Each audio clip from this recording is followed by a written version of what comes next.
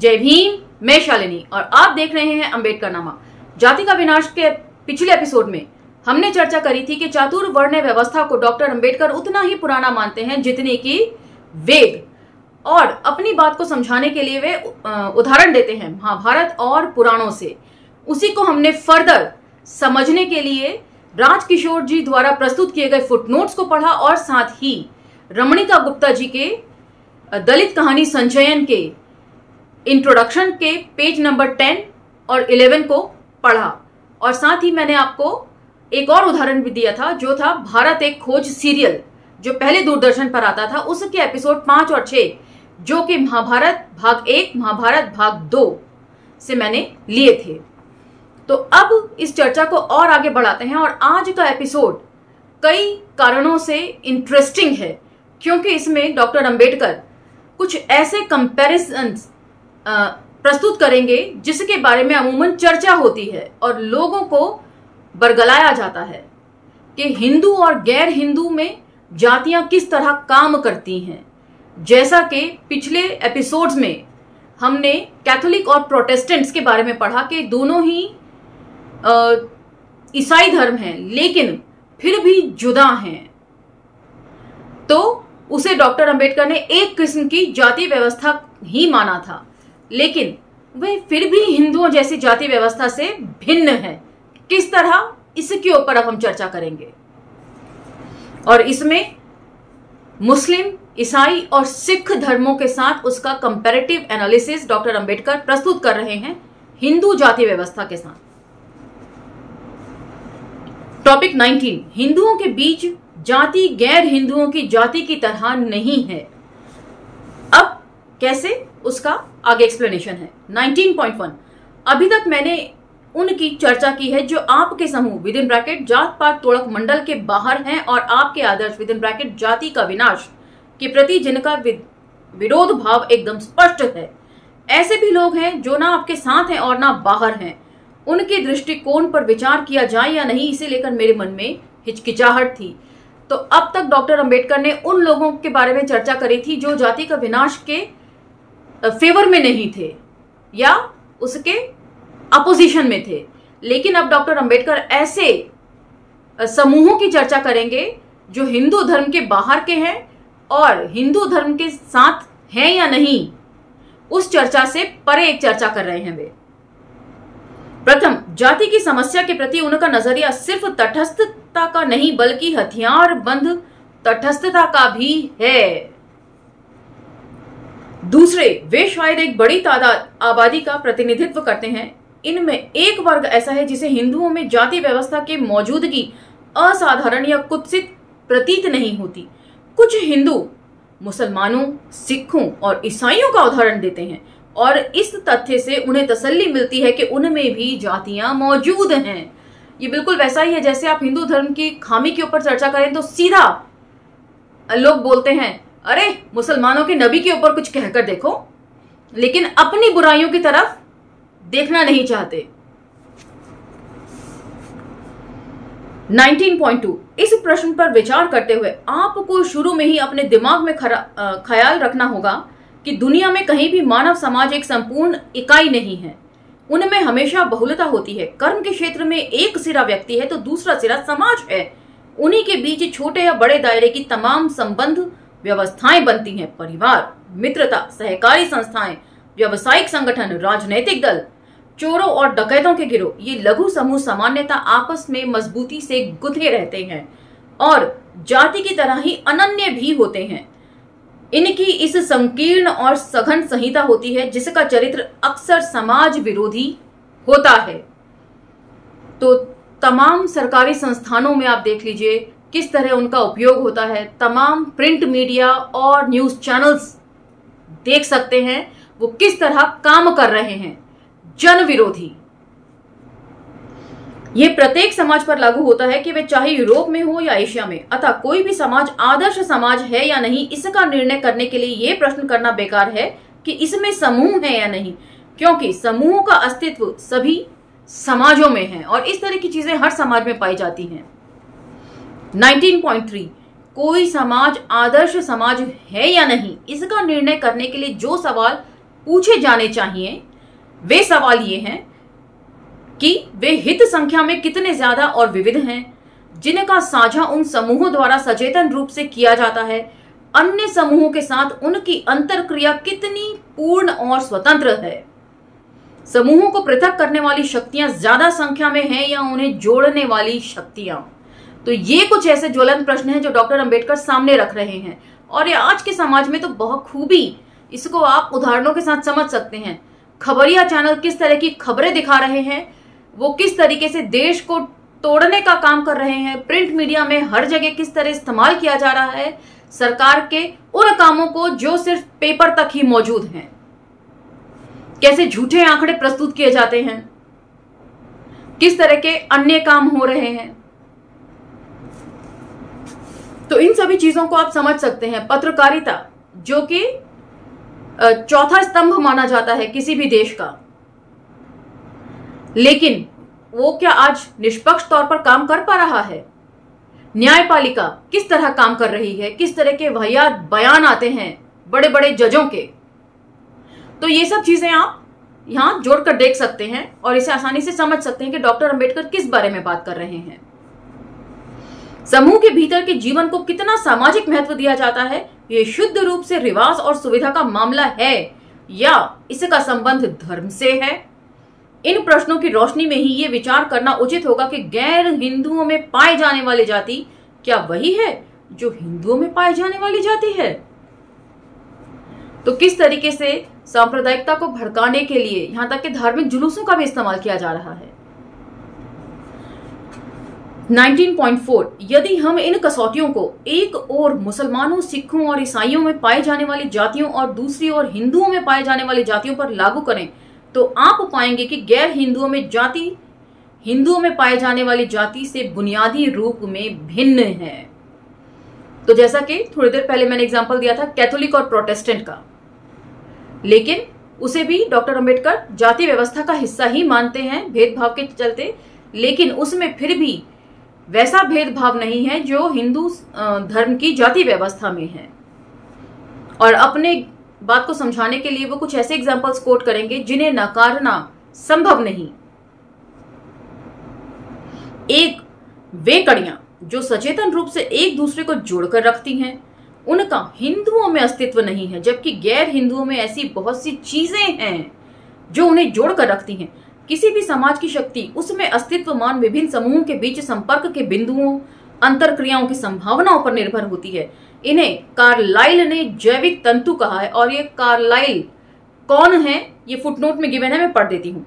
Thomas Carlyle 4 दिसंबर 1795 से 5 फरवरी 1881 Britain के Victoria युग के दार्शनिक, लेखक और इतिहासकार थे। उन्होंने हिस्ट्री ऑफ फ्रेंच रेवोल्यूशन नामक प्रसिद्ध किताब लिखी थी। तो गौरतलब है फ्रांस और इंग्लैंड एक दूसरे के विरोधी रहे हैं ज्यादातर मामलों में, लेकिन फिर भी उन्होंने फ्रेंच रेवोल्यूशन के ऊपर एक निष्पक्ष शायद किताब लिखी है।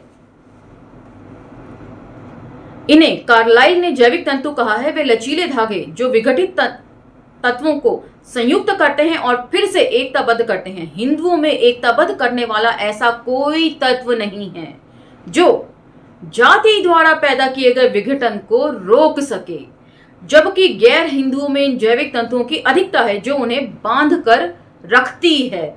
कैसे? अब यहां से एग्जाम्पल सुनिए। 19.5 पुनः यह बात दिमाग में रखनी चाहिए कि गैर हिंदुओं में भी जातियां हैं जैसे हिंदुओं में जातियां हैं, लेकिन जाति का सामाजिक महत्व गैर हिंदुओं में वैसा नहीं है जैसा हिंदुओं में है। किसी भी मुसलमान या सिख से पूछिए कि वे कौन है, वह मुसलमान हुआ तो कहेगा कि मुसलमान हूं, और सिख हुआ तो कहेगा कि सिख हूं। यद्यपि उसकी कोई जाति जरूर होगी, लेकिन वह अपनी जाति का उल्लेख नहीं करेगा और आप उसके उत्तर से संतुष्ट हो जाएंगे। जब वह कहता है कि मैं मुसलमान हूं, तो आप ये जानने के इच्छुक नहीं होते कि वे शिया है या सुन्नी, शेख है या सैयद है, खटीक है या पिंजारी है।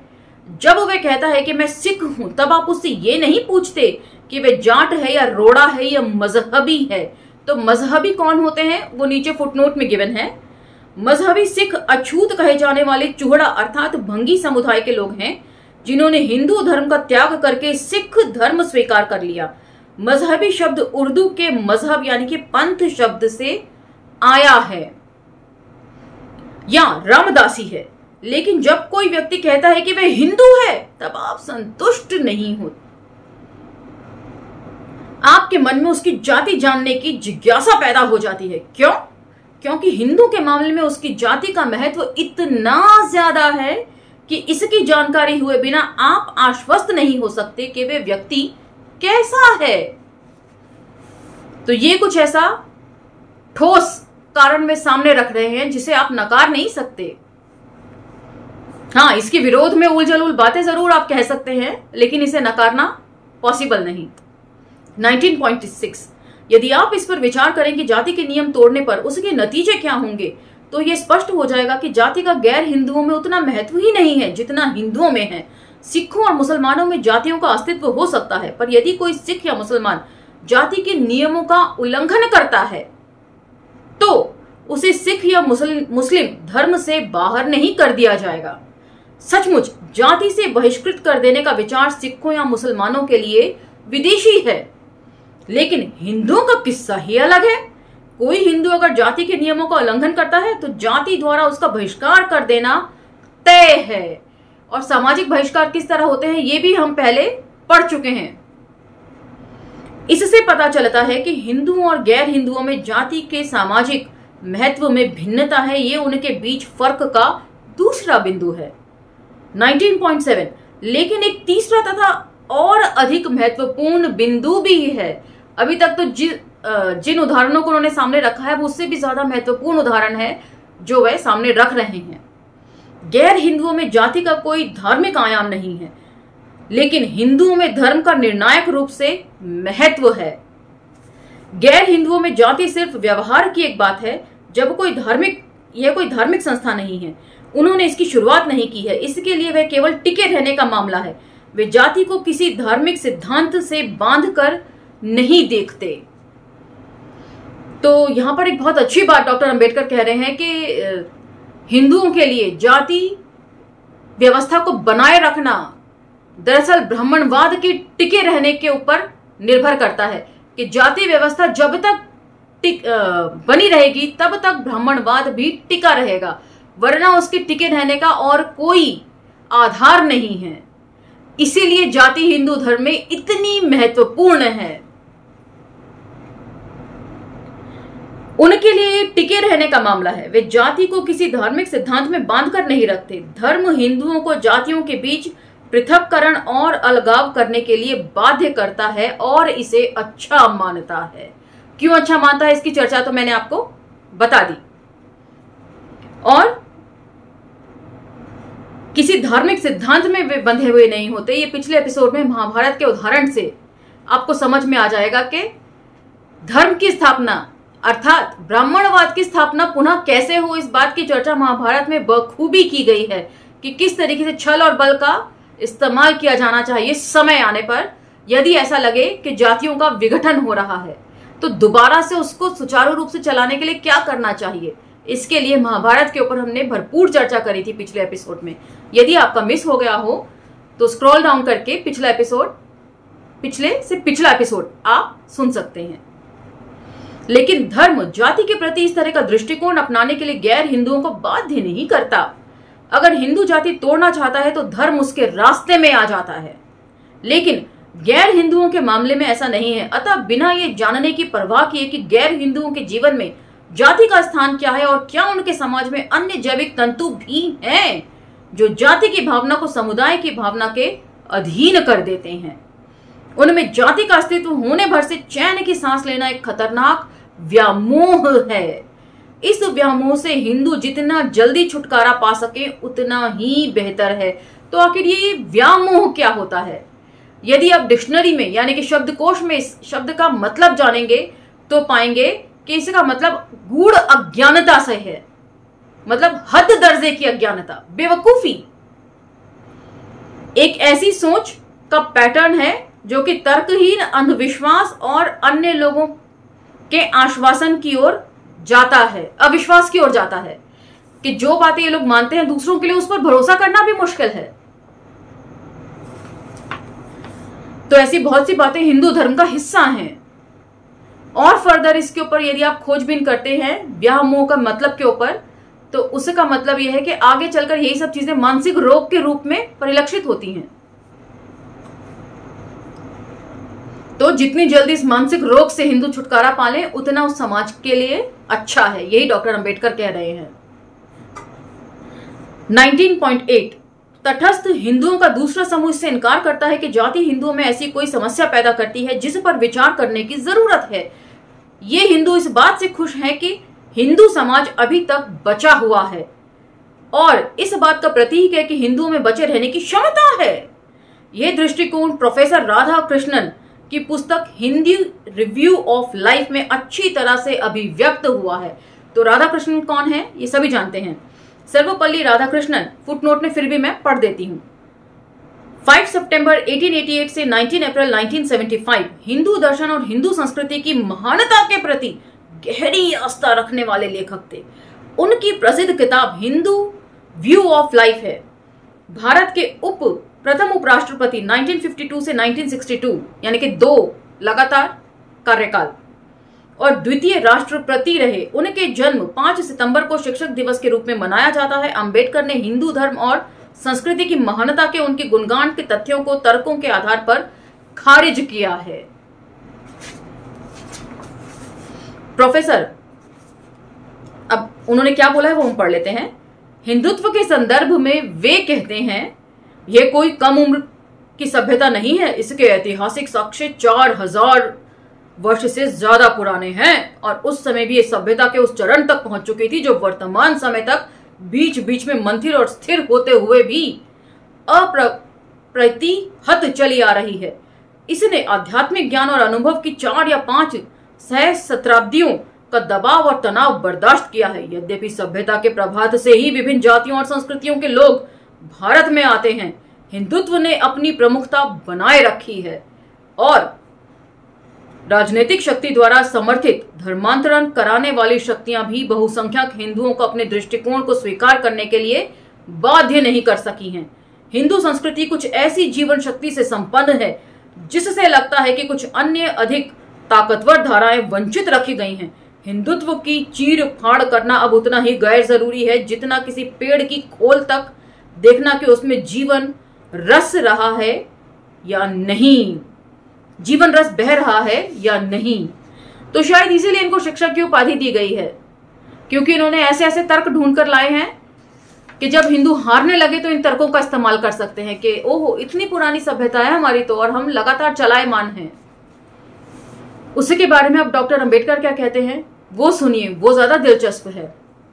प्रोफेसर राधाकृष्णन का नाम इतना बड़ा है कि वे जो कुछ कहते हैं उसके साथ गहराई अपने आप जुड़ जाती है और लोगों का दिमाग प्रभावित होने लगता है।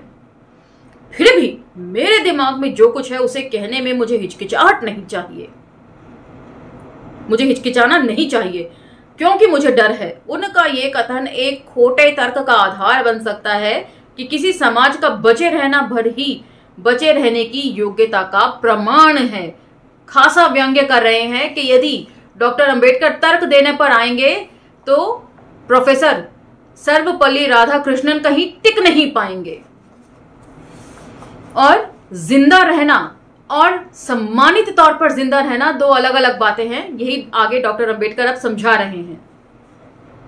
19.9 मुझे ऐसा लगता है कि प्रश्न ये नहीं कि कोई समुदाय बचा रहता है या मर जाता है, बल्कि प्रश्न ये है कि वे किस स्थिति में बचा हुआ है। बचे रहने के कई स्तर हैं, लेकिन इनमें से सभी समान रूप से सम्मानपूर्ण नहीं हैं। व्यक्ति के लिए भी और समाज के लिए भी सिर्फ जीवित रहने और सम्मानपूर्वक तरीके से जीवित रहने के बीच एक खाई है। तो यहां पर एक बार फिर महाभारत का एग्जाम्पल लेना चाहूंगी। 18 दिन के बाद जब महाभारत का युद्ध समाप्त होता है तो 18वें दिन अश्वत्थामा का जो गुस्सा है वो फिर भी शांत नहीं होता है कि कौरवों को छल से मारा गया है और दुर्योधन की भी छल से जांघ तोड़ी गई है भीम द्वारा। तो गुस्से में, और उससे भी बड़ी अश्वत्थामा के पिता द्रोणाचार्य जो अर्जुन के भी गुरु थे, उन्होंने अश्वत्थामा को उतनी चीजें नहीं सिखाई जो अर्जुन को सिखाई और अर्जुन ने उन सभी चीजों का जो इस्तेमाल है वो अपने गुरु के ऊपर ही कर दिया। बात से अश्वत्थामा बहुत नाराज था और युद्ध समाप्ति के बावजूद भी उसने युद्ध को जारी रखा और अर्जुन और पांडवों के विनाश के लिए ब्रह्मास्त्र छोड़ दिया। तो अपने आप को बचाने के लिए अर्जुन ने भी ब्रह्मास्त्र छोड़ा। तब कृष्ण ने और कृपाचार्य ने दोनों को बीच में और ऋषि व्यास ने रोका कि अपना अपना जो ब्रह्मास्त्र है वो वापस ले लीजिए, क्योंकि इससे जो है ऐसा धमाका होगा, जैसा एटम बॉम्ब जैसा धमाका होगा, जिससे कि सदियों तक जो जमीन है वो बंजर हो जाएगी और जो संतानें पैदा होंगी वो रोग के साथ पैदा होंगी। तो अर्जुन को ब्रह्मास्त्र वापस करना आता था क्योंकि द्रोणाचार्य ने उसको सिखाया था। अश्वत्थामा को नहीं आता था क्योंकि उसने कभी अपने पिता से ये विद्या सीखी ही नहीं। तो कृष्ण जो है वो उसको लौटा देते हैं ब्रह्मास्त्र को अश्वत्थामा के, लेकिन उसके साथ ही शर्त रखते हैं कि मैं सहायता करता हूं इसको लौटाने में, लेकिन इसको ऐसी जगह पे गिराओ कि कम से कम नुकसान हो मानव जाति का। तो वो अभिमन्यु की प्रेग्नेंट बीवी के गर्भ के ऊपर उसको गिरा देता है, जिससे अभिमन्यु का होने वाला पुत्र परीक्षित मर जाता है, जिससे कृष्ण खासे नाराज होते हैं और अश्वत्थामा को श्राप देते हैं कि तू जिंदा तो रहेगा लेकिन एक कोढ़ी की तरह तेरा जीवन होगा, तेरा सारा शरीर जो है वो घावों से भर जाएगा, उसमें से हमेशा रक्त और पीप जो है वो रिसती रहेगी और तू एक बदबूदार लोथड़े के रूप में जिंदा रहेगा। तो ये हुआ अपमानित तरीके से जीवन। उसका कंपैरिजन जो है डॉक्टर अंबेडकर हिंदू धर्म की जाति व्यवस्था के साथ कर रहे हैं कि जिंदा तो है लेकिन किस हालत में जिंदा है, ये ज्यादा इंपॉर्टेंट है। चलिए बात को आगे बढ़ाते हैं। उम्मीद है आपको ये बात समझ में आ गई होगी। व्यक्ति के लिए भी समाज के लिए भी सिर्फ जीवित रहना और सम्मान पूर्वक तरीके से जीवित रहने के बीच एक खाई है। युद्ध में लड़ना और गौरवपूर्ण जीना एक तरीका है, पीछे लौट जाना, आत्मसमर्पण करना और एक कैदी की तरह जीवित रहना ये भी एक तरीका है। माफी वीरों के लिए तो ये बात अच्छी तरह से उन्हें समझ में आ रही होगी। हिंदू के लिए इस तथ्य में आश्वासन खोजना बेकार है कि वह और उनके लोग बचे रहें। उसे इस पर विचार करना चाहिए कि इस जीवन का स्तर क्या है, जीवन स्तर कितना गिरा हुआ है हिंदू का सभ्यताओं के नाम पर भी, ये डॉक्टर अंबेडकर कह रहे हैं। अगर वह इस पर विचार करें तो मुझे विश्वास है कि वह उसके निरे बचे रहने पर गर्व करना छोड़ देगा। ब्राह्मण या सवर्ण लोग जो गर्व करते हैं, लेकिन उनकी मानसिकता कितनी खराब है, कितने मानसिक रोगी की तरह वे लोग सोचते हैं जाति व्यवस्था को बनाए रखने के लिए, कितने क्रूर हो जाते हैं। और मोदी जी कहते हैं हिंदू क्रूर नहीं होते। क्रूर नहीं होते तो इतनी कठोरता के साथ जाति व्यवस्था क्यों बनी हुई है हजारों सालों से? यह भी एक सवाल है जो डॉक्टर अंबेडकर भी यही सवाल उठा रहे हैं कि किस तरीके से जिंदा है, सम्मानित तरीके से या अपमानित तरीके से।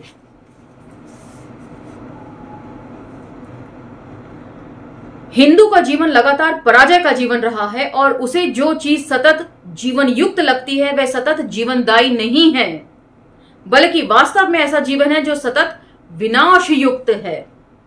यह बचे रहने का एक ऐसा तरीका है जिस पर कोई भी स्वस्थ दिमाग का व्यक्ति जो सत्य को स्वीकार करने से नहीं डरता शर्मिंदा महसूस करेगा। तो बाकी कमेंट सेक्शन में जो लोग बोलते हैं उनकी बात मैं नहीं करना चाहती, क्योंकि उन्हें तो कभी इसमें कोई खामी ही नजर नहीं आती, तो शर्मिंदगी महसूस करने का सवाल ही पैदा नहीं होता। बाकी जो लोग थोड़े बहुत भी सोचने समझने की ताकत रखते हैं वो इस पर मंथन जारी रखें। मिलते हैं अगले एपिसोड में, तब तक अंबेडकर नामा को लाइक शेयर सब्सक्राइब करते रहिए और यदि पसंद आता है तो इन वीडियो को दूसरों को सुनाइए और महिलाओं को सुनाना मत भूलिए घरों की। अगले एपिसोड में फिर भेंट होगी, तब तक आज्ञा दीजिए। धन्यवाद।